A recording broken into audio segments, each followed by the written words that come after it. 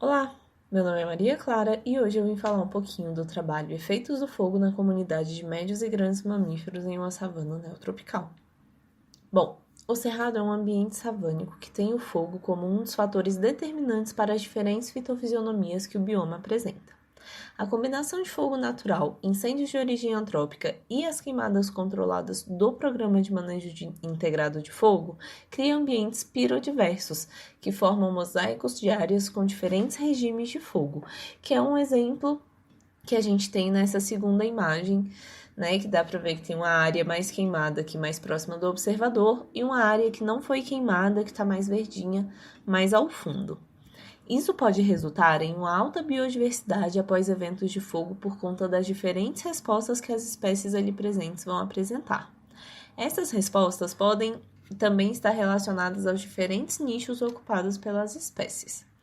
Tendo isso em vista, o objetivo geral deste trabalho foi avaliar o efeito do regime do fogo sobre a comunidade de médios e grandes mamíferos do Cerrado, e tivemos como objetivos específicos investigar se a diversidade funcional de médios e grandes mamíferos está relacionada com a pirodiversidade, e aí é tanto a frequência quanto o histórico do fogo, e comparar as respostas da diversidade funcional e da diversidade taxonômica em relação à pirodiversidade.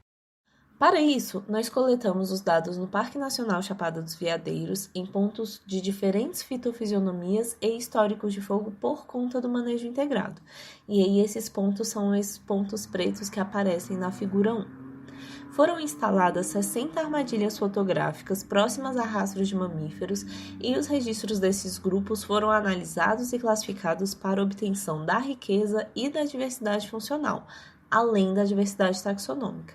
E aí na figura 2 a gente tem uma armadilha fotográfica instalada e algumas das imagens que a gente conseguiu a partir desses registros. Os dados de fogo foram obtidos por meio da plataforma Map Biomas, sendo o regime de fogo caracterizado pela frequência e pelo histórico de fogo na série temporal 1985 a 2020. Estimamos a pirodiversidade para cada aspecto do regime do fogo usando o índice de Shannon. Usamos modelos lineares para verificar o efeito do regime de fogo sobre a diversidade de médios e grandes mamíferos e os resíduos desses modelos para examinar a homocedasticidade das variâncias. Por fim, testamos as variáveis respostas para a ocorrência de autocorrelação espacial usando o índice de Moran. Como resultados, nós tivemos 419 registros de 22 espécies diferentes, sendo o veado campeiro a espécie mais abundante. A diversidade funcional de médios e grandes mamíferos variou entre 0,41 e 1,96, enquanto a diversidade taxonômica estimada variou entre 1 e 29 espécies. Com relação ao regime do fogo, o índice de diversidade de Shannon para a frequência do fogo variou entre 1,44 e 2,70. Já a diversidade do histórico de fogo variou entre 0,28 e 2,16. Nossos resultados indicaram que a diversidade taxonômica e a diversidade funcional de médios e grandes mamíferos são positivamente afetadas pela pirodiversidade. A frequência do fogo aparentemente não influenciou a comunidade de mamíferos.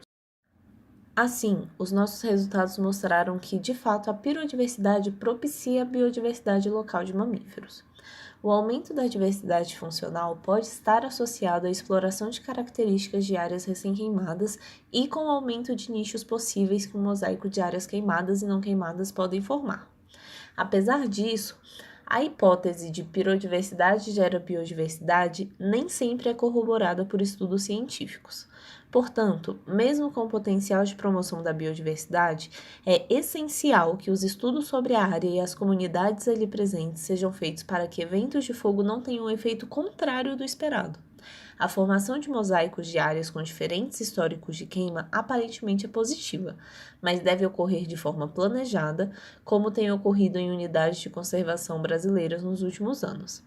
A consideração das características do ambiente, do fogo e da comunidade humana local são essenciais para o sucesso de projetos como o manejo integrado de fogo no Parque Nacional Chapada dos Veadeiros. Muito obrigada pela atenção de vocês.